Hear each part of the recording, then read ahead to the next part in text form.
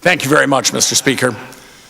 Ladies and gentlemen of the Pennsylvania House of Representatives, on May 11th, the Appropriations Committee, under the able leadership of my colleague from Delaware County, amended House Bill 1485 to put forth a responsible budget that all Pennsylvanians can live with.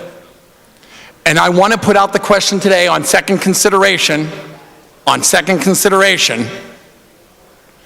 if in fact you do not like the proposal that has been put on the table by our caucus in a responsible manner, where's your opposing budget? Or are you just the party of no?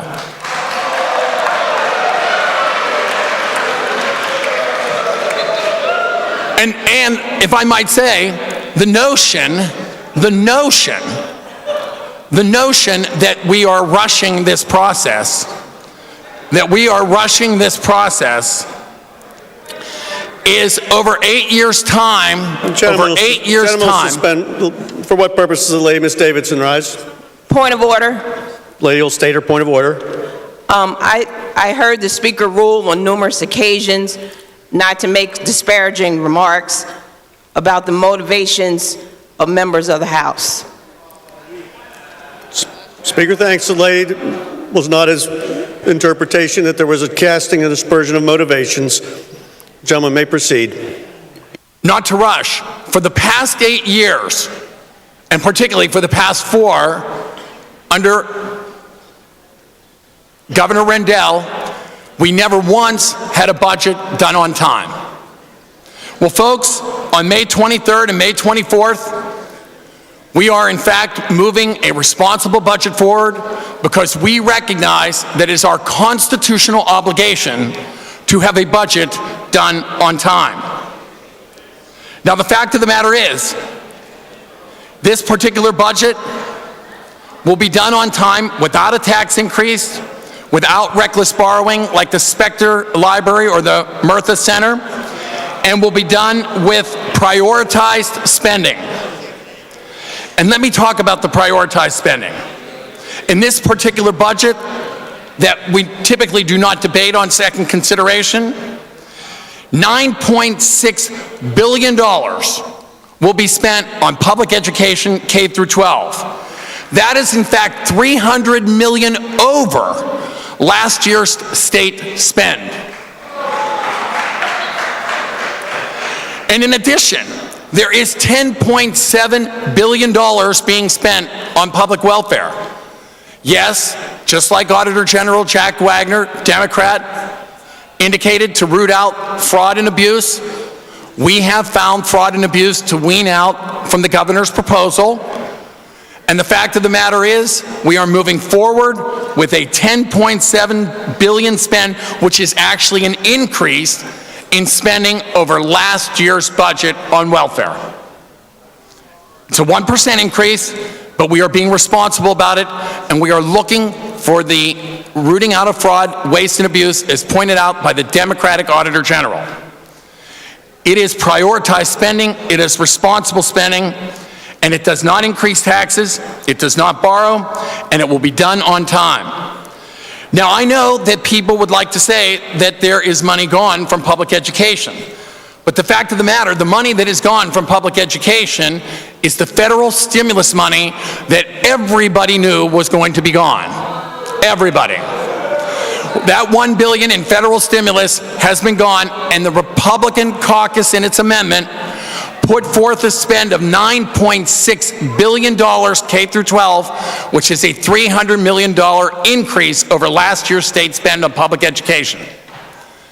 Now, the fact is, also with respect to education, we took the four corners of what the governor put forth in terms of looking for responsible spending, like families and like small businesses are doing. But we shifted more money over that proposal to public education because we felt that there needed to be some increase. And we have an accountability block grant that we reinstated that was not in the governor's original proposal. And we, in fact, took charge of the formula so that we could make some changes with respect to the Social Security aspect of that formula. We also put in more with respect to the basic ed line than what was originally proposed.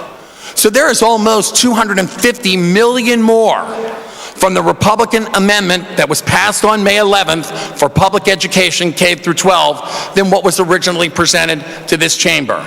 And we think that's appropriate. And we think that's responsible. In addition, we want you to know that over the last 8 years, spending increased by close to 40% when the rate of inflation was less than 21%. The fact of the matter is, we do need, like families, like businesses, a correction, and we are doing it in a responsible manner. We are, in fact, living within our means while putting the focus as fiscal stewards on the places where the investments should be best. Nobody can tell me, or I believe anybody here, that $9.6 billion on K through 12 education is not significant. Nobody can say that $10.7 billion on welfare is not significant, because it is. It is. Now, we have an opportunity to move this budget forward. We have an opportunity to do better. Let me also tell you something in the amendment that was filed by my good colleague in Delaware County in front of the Appropriations Committee. Our particular proposal restored money in DPW on these areas: MA, obstetrics and neonatal services, hospital-based burn centers, MA for critical care hospitals, trauma centers, state-related academic medical centers in our poor urban areas, and physician practice plans. The fact of the matter is, when we were rooting out fraud, waste, and abuse in welfare, we were also restoring money to those services and to those hospitals. We did it in a responsible manner.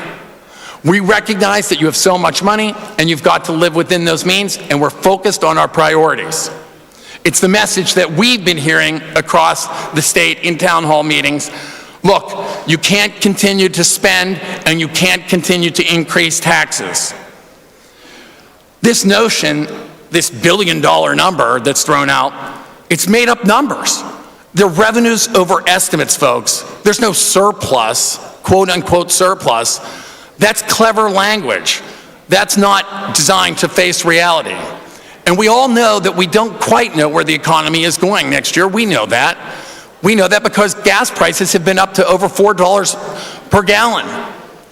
We have an opportunity to take a very responsible, fiscally responsible approach, prioritizing on public education, prioritizing on hospitals, and still living within our means, whereby we do not increase taxes, we do not spend borrowed money where your kids and grandkids have to pay for it, and guess what?